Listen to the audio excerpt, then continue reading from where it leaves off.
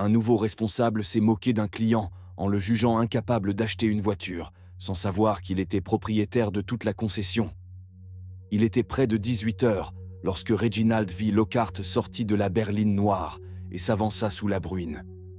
Le pavé devant le Lockhart Auto Group scintillait sous les réverbères dispersés. Habillé d'un simple sweat à capuche bleu marine, de baskets usées et de jeans de ses années universitaires, Reginald n'avait pas l'apparence d'un homme valant 38 millions de dollars. Cela ne l'intéressait pas. Après 3 jours de réunions non-stop à Minneapolis, il était fatigué, affamé et ne voulait que voir comment les choses se passaient sur le terrain, sans filtre. Rockford n'était pas sa ville natale, mais cet endroit avait une histoire personnelle. 5 ans plus tôt, cette même concession était sur le point de fermer ses portes. Reginald était intervenu, avait investi des capitaux, reconstruit l'équipe à zéro et en avait fait l'une des plus performantes de la région. Cela comptait pour lui. Il poussa les portes vitrées et entra dans le showroom brillant. L'odeur du cuir poli et des pneus neufs l'accueillit. Une Genesis G80 2024 rouge se tenait sous des lumières blanches éclatantes. Un jeune couple était appuyé contre un comptoir d'exposition, riant, tandis qu'un vendeur en veste grise leur parlait avec animation.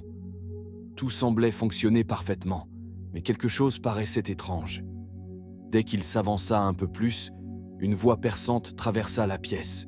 « Excusez-moi, monsieur, êtes-vous ici pour déposer des clés ? » « L'entretien est là-bas, » dit une femme blanche derrière le comptoir de réception.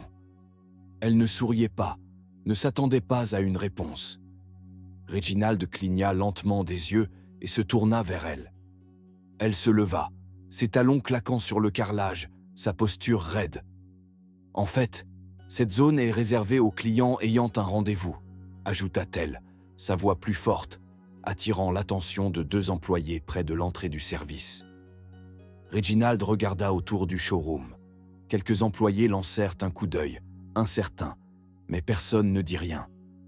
Il se tourna à nouveau vers elle et dit calmement « Je suis juste ici pour voir comment les choses se passent. » Elle croisa les bras. « Vous n'êtes pas sur les livres, et je ne sais pas ce que vous pensez de cet endroit, mais on ne tolère pas les vagabonds. Essayez plutôt le lot de voitures d'occasion au bout de la rue. Il laisse n'importe qui se promener là-bas. » Cette remarque eut son effet. Reginald ne broncha pas. Son visage resta calme, impassible, mais derrière ses yeux, une tempête se formait. Elle n'avait pas demandé son nom, ni pourquoi il était là. Elle s'en fichait. Il hocha lentement la tête, sortit son téléphone et passa un appel rapide. « Oui, c'est Reggie. Je suis à Rockford. J'ai besoin de toi ici maintenant. »« Non, pas la sécurité. Toi. » raccrocha-t-il et glissa son téléphone dans la poche de son hoodie. Puis il se dirigea vers un fauteuil de la salle d'attente et s'assit, comme s'il possédait l'endroit, parce qu'il le faisait. La responsable le regardait, visiblement agacée. « Monsieur, je vais devoir vous demander de partir. Je ne vais pas le dire 2 fois. » Toujours sans répondre, il se contenta de regarder la photo de famille sur son bureau derrière le comptoir. 2 enfants et un mari en gilet assorti. Reginald se laissa aller dans le fauteuil, les mains croisées sur son ventre. « J'attendrai, » dit-il. Derrière les bureaux des ventes, un jeune employé noir nommé Léon leva les yeux, perplexe. Il chuchota quelque chose à son collègue qui haussait les épaules. L'attention se porte sur le showroom. Le rire qui avait résonné plus tôt s'était dissipé. La voix d'un petit enfant s'éteignit dans la salle d'attente avant de disparaître. Tout le monde observait désormais, sans vouloir le montrer. 15 minutes, c'était tout ce qu'il fallait. Mais quelqu'un allait entrer qui allait changer l'atmosphère de la pièce. Les minutes passèrent lentement. Reginald restait assis, les coudes sur les accoudoirs, les jambes croisées. Il ne scrollait pas sur son téléphone, ne lisait pas de brochure. Il observait simplement Karen. La responsable, bien qu'il n'ait pas encore utilisé son nom, marchait derrière le comptoir, visiblement énervée. Elle vérifia encore une fois le programme numérique, comme si elle espérait y voir son nom. Bien sûr, il n'y était pas. Elle se tourna vers Léon, le jeune vendeur qui avait murmuré plus tôt. « Tu connais ce gars ?» demanda-t-elle. Léon se déplaça légèrement. « Je l'ai déjà vu. Je crois qu'il a dit qu'il venait de la direction. Je ne suis pas sûr. » Elle renifla. « La direction ne porte pas de hoodies. » Reginald attrapa cette remarque sans cligner des yeux. « Je ne vais pas m'occuper de ça aujourd'hui, » murmura-t-elle sous sa respiration. Puis elle marcha directement vers lui, croisant les bras. « Monsieur, je vais devoir vous demander de sortir, à moins que vous ne puissiez me dire qui vous êtes ici pour voir. »« J'ai déjà appelé, » répondit Reginald, la voix calme. « Ils seront ici bientôt. »« Ce n'est pas comme ça que ça marche, » répliqua-t-elle rapidement, ses yeux cherchant ceux des clients curieux. « Nous avons un protocole. Vous ne pouvez pas juste vous asseoir comme ça. Vous mettez mal à l'aise les gens. » Le mot « mal à l'aise » frappa comme une fléchette lancée avec précision. Reginald resta calme, mais quelque chose derrière son regard changea. « Je mets mal à l'aise les gens ?» demanda-t-il d'une voix calme. « Écoutez, je ne veux pas impliquer la sécurité, » commença-t-elle. Il leva une main. « Ce ne sera pas nécessaire. » Mais cela sembla la pousser encore plus loin. « Je me fiche de qui vous pensez être. Si vous essayez de faire un coup pour obtenir une réduction ou intimider mon personnel, ça ne marchera pas ici. C'est un showroom professionnel. » Le couple qui avait examiné la Genesis se figea. La femme, tenant une brochure, chuchota à son partenaire. « Je pense que c'est le propriétaire. » Mais elle n'en était pas certaine. Léon fit quelques pas hésitants. « Karen, peut-être devrions-nous juste attendre une minute ?» Karen se tourna brusquement. « Léon, je n'ai pas demandé d'aide. Va montrer la sonata au Mayfield. » Léon hésita, regarda Reginald puis elle. Mais il se retira. Reginald se pencha en avant dans son fauteuil, les mains désormais repliées, les coudes sur ses genoux. « Vous ne m'avez pas demandé mon nom, » dit-il finalement. « Je n'en avais pas besoin, » répondit-elle. « Vous ne m'avez pas demandé pourquoi je suis ici. » Elle le fixa un instant avant de jeter un coup d'œil vers la porte. Au même moment, la voiture de société arriva à l'extérieur. Un escalade noir, discret mais puissant. Ce type de voiture utilisé uniquement par les cadres supérieurs. La porte s'ouvrit et Marcus Wills, le vice-président régional, entra. Il portait un costume bleu marine, la pluie séchant encore sur ses épaules. Il scruta la pièce du regard, repérant immédiatement Reginald assis dans le fauteuil. « Reggie !» dit-il d'un signe de tête. Karen devint blanche. Reginald se leva. La pièce se tendit. Les employés se redressèrent. La réceptionniste baissa son téléphone. Le couple tenant des brochures se recula lentement. « Monsieur Lockhart !» commença Karen, soudainement maladroite. « Je ne savais pas. » Il leva la main pour l'arrêter, sans colère, sans cri, juste une présence. « Marcus !» dit Reginald. « Nous devons avoir une conversation d'entreprise, ici et maintenant. » Marcus hocha la tête et regarda autour de lui. Tout le monde fait une pause, 5 minutes. Pas de clients, pas d'appel, juste écouter. Personne ne bougea. « Karen !» dit Reginald en se tournant vers elle. « Vous travaillez ici depuis combien de temps ?» Elle avala sa salive. « 3 semaines. » Mais pendant ce temps, combien de clients noirs avez-vous renvoyés ? Sa bouche s'ouvrit puis se ferma. « Je ne sais pas, » répondit-elle. « Je traite tout le monde de la même façon. » Reginald se tourna lentement vers Léon. « Léon, sois honnête. Y a-t-il eu des plaintes ?» Léon avait l'air terrifié, puis hocha la tête. « Ouais, quelques-unes. » Karen se tourna vers lui. « Tu es sérieux ? » « Je ne savais pas à qui en parler, » murmura Léon. « Les gens disent des trucs. » Reginald expira. « C'est assez. » La pièce avait complètement changé. Les employés ne regardaient plus. Ils absorbaient. La voix de Karen était devenue plus douce maintenant. « Si j'avais su qui vous étiez. » Il la regarda dans les yeux. « C'est ça le problème. Vous ne devriez pas avoir à savoir. Mais ce n'était pas le seul problème. Il y a encore un règlement qui arrive, et il est déjà trop tard pour l'arrêter. » Marcus s'avança, et parla avec la clarté de quelqu'un qui a déjà été dans des salles de réunion inconfortables et des parkings plus tendus. « Tout le monde, dit-il, vous êtes sur un sol qui n'existerait pas sans cet homme. Laissez-moi être clair pour ceux qui sont nouveaux ou qui n'ont pas prêté attention lors de l'orientation. Cette concession était presque fermée il y a 5 ans. Les lettres de saisie arrivaient tous les jours. Le personnel avait été licencié. Puis il est venu, dit-il en désignant Reginald, qui restait debout à ses côtés en silence. Il a investi, pas seulement de l'argent, mais des gens, du temps, de la formation. Vous avez des avantages grâce à lui. Ce bâtiment a été rénové grâce à lui, et certains d'entre vous continuent de le traiter comme s'il n'avait pas sa place ici. » Les yeux de Karen étaient fixés au sol. Ses bras étaient maintenant croisés, comme un bouclier qu'elle n'arrivait pas à abaisser. « Je ne savais pas, » murmura-t-elle. « Vous vous en fichiez, » corrigea Reginald. Karen tressaillit, mais il ne cherchait pas à être cruel. Il en avait juste assez de ce scénario. « Je suis entré dans plus de pièces que je ne peux en compter, » continua-t-il en s'adressant maintenant à tout le personnel. « Et j'ai été ignoré dans presque toutes. On m'a demandé si j'étais perdu. On m'a pris pour un livreur, un valet, un concierge. Vous seriez surpris de voir à quelle vitesse le ton change dès que quelqu'un réalise que c'est moi qui signe leur chèque. » Léon baissa les yeux. Quelques autres employés étaient clairement mal à l'aise, mais aujourd'hui, Reginald dit « Ce n'est pas juste pour moi. C'est pour le prochain gars qui entre avec des chaussures usées. C'est pour combien de gens comme moi sont rabaissés simplement parce qu'ils n'ont pas l'air comme vous vous y attendez. » Karen leva les yeux vitreux. « J'ai fait une erreur, dit-elle. »« Vous l'avez fait, » répondit Reginald. « Et je pourrais m'arrêter là. J'ai laissé passer beaucoup de choses au fil des ans.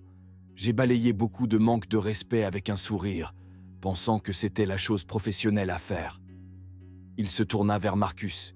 « Mais je ne vais pas laisser passer ça. » Marcus hocha fermement la tête. « Karen, je mets fin à ton contrat, avec effet immédiat.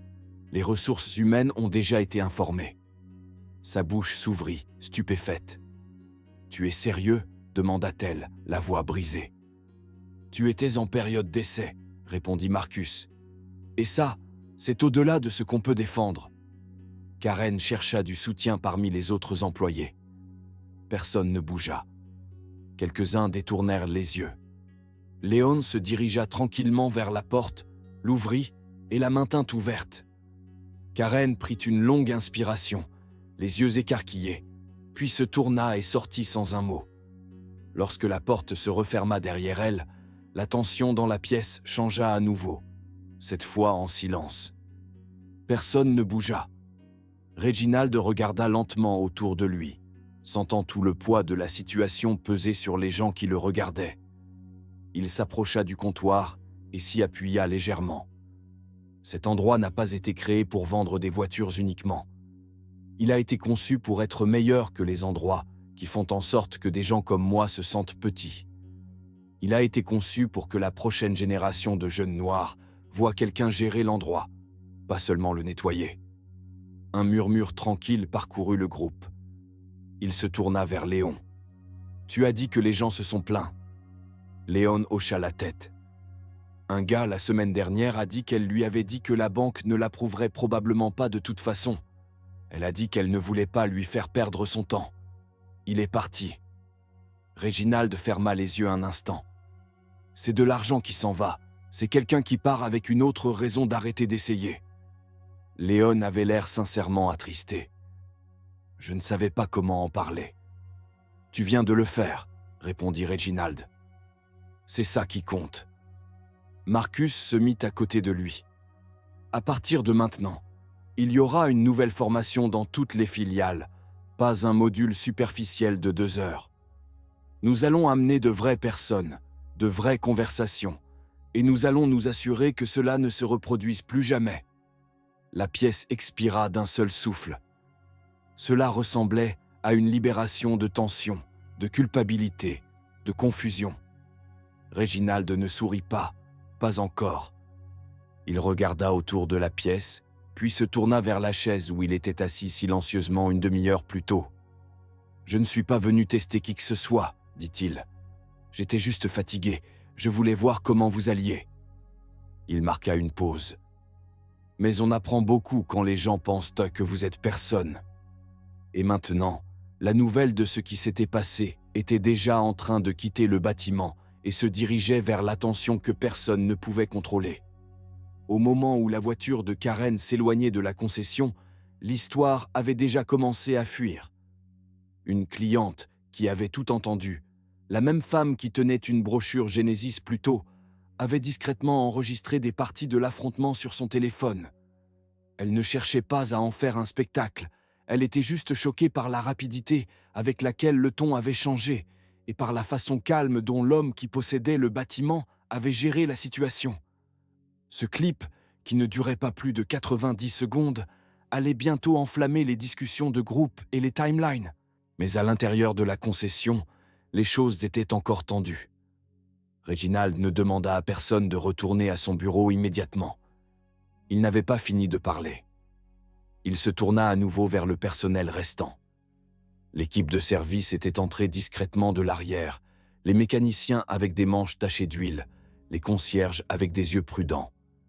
Tout le monde avait entendu quelque chose maintenant, et ils se tenaient debout en demi-cercle, regardant l'homme qu'ils n'avaient vu que dans les bulletins d'information de l'entreprise et les vidéos corporatives. « Ce n'est pas juste à propos d'elle, dit-il. » Pas entièrement. Il laissa ces mots s'installer un moment. « J'ai été là où certains d'entre vous sont, en faisant tout correctement, en arrivant à l'heure, en mettant des heures supplémentaires et en me sentant toujours obligé de prouver que j'ai ma place, que je dois être meilleur juste pour être vu comme égal. » Un des vieux vendeurs, un homme à la peau claire portant une chemise blanche impeccable, laissa échapper un souffle léger, presque coupable. Reginald ne l'interpella pas.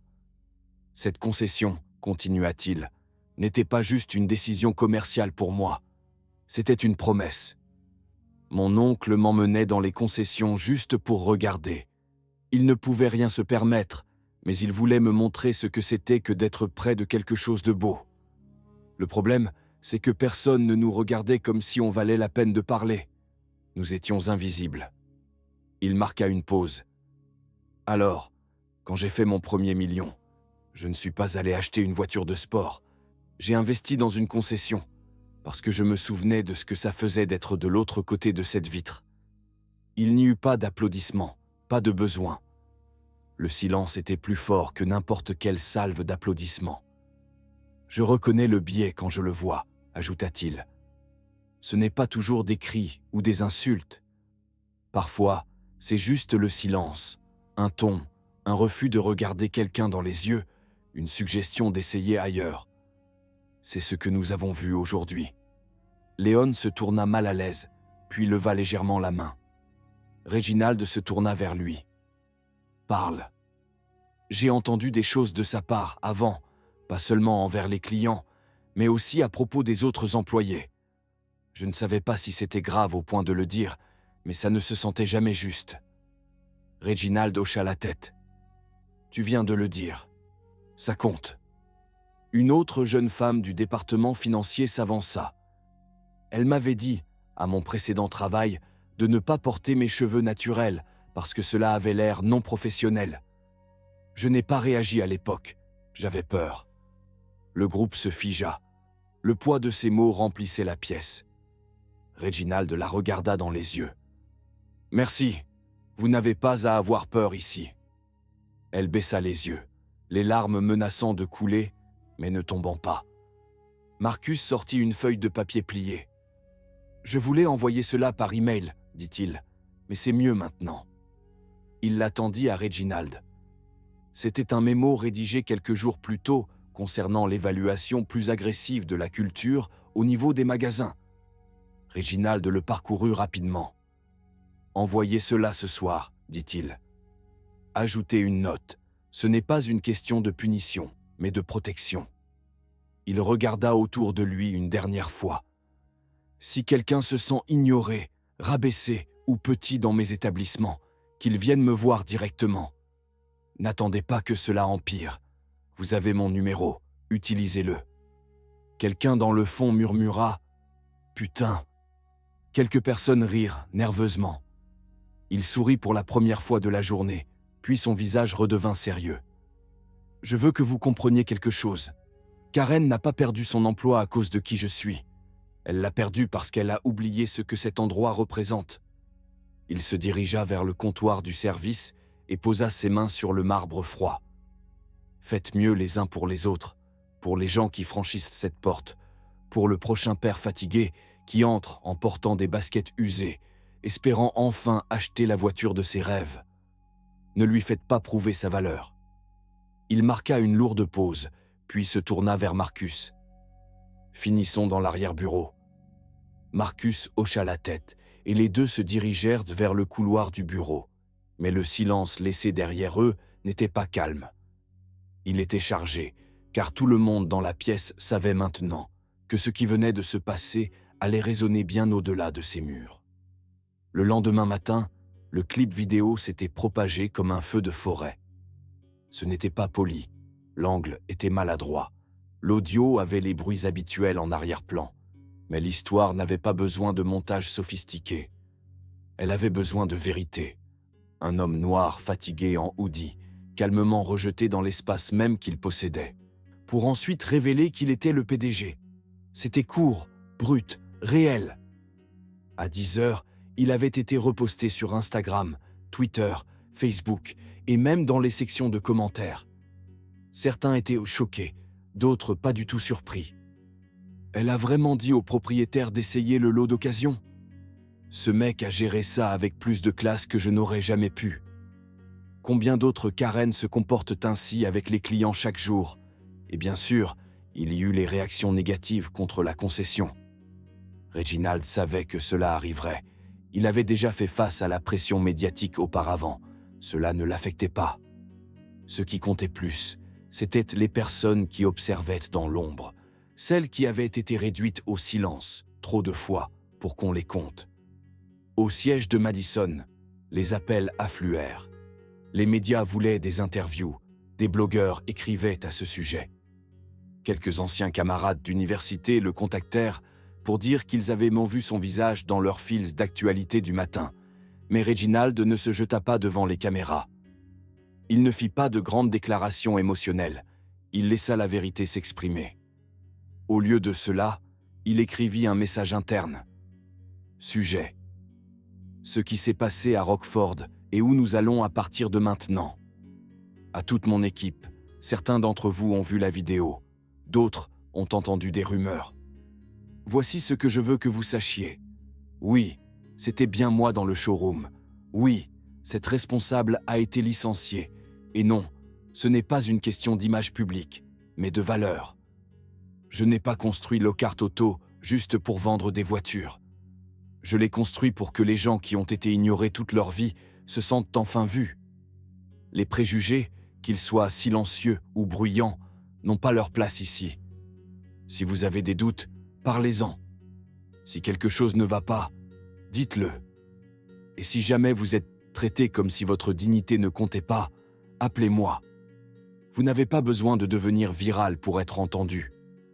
Nous allons déployer une nouvelle formation la semaine prochaine, pas comme une simple case à cocher, mais comme une véritable conversation. Nous allons continuer à construire cette entreprise sur le respect. Restez vigilants. Reginald. Le message fut envoyé à chaque succursale, à chaque boîte mail, et en quelques heures, des emails commencèrent à affluer. L'un d'eux venait d'une réceptionniste noire à Tulsa. J'ai pleuré en lisant cela. J'avais retenu tant de choses. Un autre venait d'un mécanicien latino à Milwaukee. Merci d'avoir dit ce que la plupart des patrons ne remarqueraient même pas. Même certains employés blancs répondirent, reconnaissant de faire partie d'une entreprise qui ne cachait pas quand les choses devenaient inconfortables. Mais tout n'était pas éloge.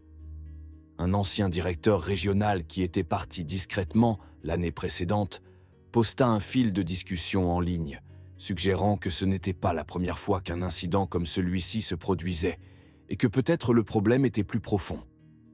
Reginald lut chaque mot, et il ne se défendit pas.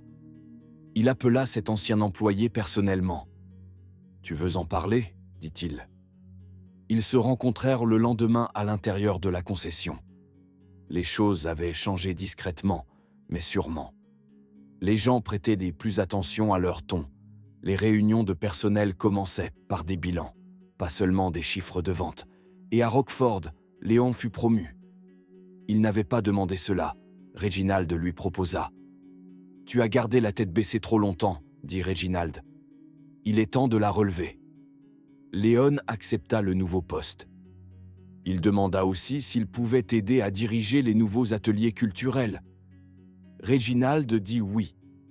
Quant à Karen, personne n'entendit vraiment parler d'elle après cela. Quelques-uns tentèrent de la retrouver sur les réseaux sociaux, mais ses profils avaient disparu. Certains disaient qu'elle avait pris des conseils juridiques. D'autres affirmaient qu'elle avait déménagé dans un autre État. Mais Reginald ne poursuivit pas cette partie de l'histoire. Il n'était pas intéressé par la vengeance, mais par la réparation. Mais à mesure qu'Internet disséquait ce qui s'était passé dans cette vidéo, une chose devenait plus claire chaque jour. Ce n'était pas juste un moment. C'était un miroir, et beaucoup de gens n'aimaient pas ce qu'ils voyaient en retour. À la fin de la semaine, Reginald avait refusé 5 demandes d'interview. CNN, NPR, une émission de talk show en journée, même un podcast animé par un ancien joueur NBA. Chaque producteur proposait le même angle. Le PDG qui a exposé les préjugés avec une dignité tranquille. Mais Reginald n'était pas intéressé par raconter l'histoire comme il voulait la présenter. À ses yeux, il n'avait rien fait de spécial. Il était simplement entré dans un bâtiment qu'il possédait et s'attendait à être traité comme une personne. Ce qui était spécial pour lui, ce sont les histoires qui sortaient des ombres. Une ancienne stagiaire de leur succursale de Cleveland lui écrivit une lettre manuscrite. Dans cette lettre, elle racontait comment elle portait des vêtements amples et des baskets usées au travail parce qu'elle ne pouvait pas se permettre mieux. Un de ses superviseurs lui avait demandé si elle était dans le bon bureau quand elle tenta d'entrer dans une réunion de stratégie matinale. Elle n'en avait jamais parlé à personne, trop effrayée de perdre son opportunité. Maintenant, elle disait que regarder la vidéo l'avait aidée à réaliser à quel point c'était mauvais et combien elle aurait voulu prendre la parole. Cela frappa Reginald plus que toute autre chose. Alors, il fit quelque chose d'inattendu. Il demanda à chaque responsable de département de soumettre une liste des employés qui avaient été ignorés, des gens qui avaient travaillé dur, gardé le silence, jamais râlé, mais qui avaient été négligés pour des promotions ou des projets parce qu'ils n'étaient ni bruyants ni polis. Il ne voulait pas de CV, il voulait des noms. Au cours des semaines suivantes, ces noms se transformèrent en réunions. Certaines étaient des rencontres informelles dans les salles de pause, d'autres se tenaient autour d'un café. Une se tint même dans un parking. Reginald écoutait plus qu'il ne parlait, et ce qu'il entendait n'était pas seulement une question de race, c'était une question d'invisibilité. Le concierge noir de 56 ans, qui n'avait jamais été consulté sur quoi que ce soit, mais savait exactement quel département perdait du temps. Le technicien sud-asiatique qui réparait plus de voitures que quiconque, mais à qui on avait dit qu'il était trop silencieux pour un rôle de chef d'équipe. La représentante haïtienne des finances, qui parlait 3 langues, mais qu'on lui avait toujours dit de se calmer lorsqu'elle traitait avec des clients blancs. Reginald prit des notes, puis déchira l'organigramme. Il appela un séminaire de leadership à Madison, et cette fois, personne ne prit la parole en premier, sauf ceux qui n'étaient généralement pas invités, les réceptionnistes, les portiers, le personnel de nuit. Ils dirent la vérité, puis lui expliquèrent comment cela pourrait être mieux. Pendant ce temps, à la succursale de Rockford, une nouvelle atmosphère avait commencé à prendre forme. Pas seulement parce que Karen était partie, mais parce que les gens avaient dû vu ce qui se passe lorsqu'une moquerie malveillante est tolérée trop longtemps. La première réunion d'équipe de Léon, en tant que responsable du sol, était brève, mais elle posa le ton. Écoutez, dit-il à la salle, je ne suis pas ici pour prétendre que nous sommes tous parfaits, mais si vous entendez quelqu'un faire sentir un client petit, dites-le. Si c'est moi, dites-le en face. Plus de chuchotements dans l'arrière-bureau, plus d'attente que la direction vienne. On ne s'améliore pas en restant silencieux. Personne n'applaudit. Ils hochèrent tous la tête. C'était réel. Reginald visita à nouveau la succursale 3 semaines plus tard, cette fois vêtu d'une chemise à boutons et de pantalons, non pas parce qu'il voulait avoir l'air d'un patron, mais simplement parce qu'il avait des projets pour le dîner avec sa fille et n'avait pas envie de changer 2 fois de vêtements. Il entra, et cette fois, la réceptionniste le salua en premier, sourit, lui offrit un café. Léon s'avança avec 2 vendeurs et lui serra la main devant tout le monde. « Chef, dit-il en souriant, bienvenue à nouveau. » Quelques clients tournèrent la tête, curieux. Reginald hocha la tête une fois, puis, après une pause, il dit « Comment va le lot de voitures d'occasion au bout de la rue ?» Le rire éclata dans la pièce, mais pas par méchanceté, car tout le monde se souvenait, et personne ne voulait revenir à l'époque où les choses étaient comme avant. Mais une chose n'était toujours pas arrivée. Reginald n'avait pas encore parlé publiquement de la vidéo, et les gens attendaient. Ce fut un mois, jour pour jour, que Reginald s'assit enfin devant une caméra, non pas pour une émission du matin, ni pour un podcast, ni pour une interview virale sponsorisée par une marque de luxe. Il l'enregistra dans son bureau, juste lui, un bureau, un verre d'eau, et le regard stable d'un assistant à l'enregistrement qui savait ne pas interrompre. Pas d'introduction élaborée, pas de logo d'entreprise, juste un début simple et calme. « Je m'appelle Reginald Lockhart », dit-il en regardant directement l'objectif. « Et si vous regardez cette vidéo, vous avez probablement vu la vidéo. » Il prit une inspiration. « Je ne voulais pas que cela devienne un moment. Je ne suis pas entré dans cette concession pour attirer l'attention. Je n'essayais pas de prendre quelqu'un au dépourvu ou de tester le cœur de qui que ce soit. » Il marqua une pause, avala une fois. Sa voix ne trembla pas, mais elle s'adoucit. J'étais juste fatigué. J'avais un long vol, le dos douloureux, et je voulais vérifier comment allait l'un des endroits que j'avais aidé à construire. C'est tout. Il se pencha légèrement en avant, les coudes sur le bureau. Mais ce qui s'est passé après, ce n'était pas à propos de moi. C'était à propos de la manière dont nous sommes encore formés à juger les gens avant de les connaître, à quel point il est facile d'écarter quelqu'un qui ne correspond pas à l'image. J'ai porté des costumes à 3000 $ et j'ai porté des sweatshirts avec des trous dedans. On m'a donné les clés des salles de réunion et j'ai été suivi par la sécurité des magasins. Et voici la vérité. Aucune version de moi ne mérite plus de respect qu'une autre. Ses yeux se firent plus intenses, pas dans la colère, mais dans la concentration.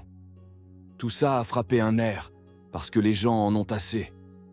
Assez de devoir prouver leur valeur juste pour être traités comme des êtres humains. Assez des faux sourires quand quelqu'un réalise que vous n'êtes pas celui qu'il pensait. Assez des petites humiliations qui s'accumulent jusqu'à ce que vos épaules ne se tiennent plus de la même façon. Il ne haussait pas la voix, il n'en avait pas besoin. Mais voici la partie que les gens n'ont pas vue, continua-t-il. Après que la caméra se soit arrêtée de filmer, après les clics, les partages et les commentaires, c'est là que le vrai travail a commencé. Il énuméra les ateliers de culture en cours, les promotions du personnel, le nouveau système de signalement anonyme, le programme de mentorat pour les employés de première année dans chaque succursale Lockhart Auto. Il ne mentionna pas de nom, il n'en avait pas besoin. Ce n'est pas une question de cancel culture, ce n'est pas une question d'accabler une personne qui a fait une erreur. C'est ce qui se passe après l'erreur.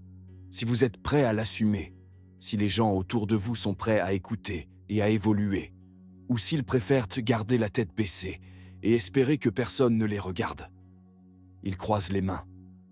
Je ne m'attends pas à changer le monde avec une seule vidéo virale, mais si cette histoire fait réfléchir un responsable du recrutement, si elle fait qu'un client se sente vu, si elle fait qu'un enfant croit qu'il peut posséder le bâtiment où il était autrefois ignoré, alors c'est suffisant pour moi.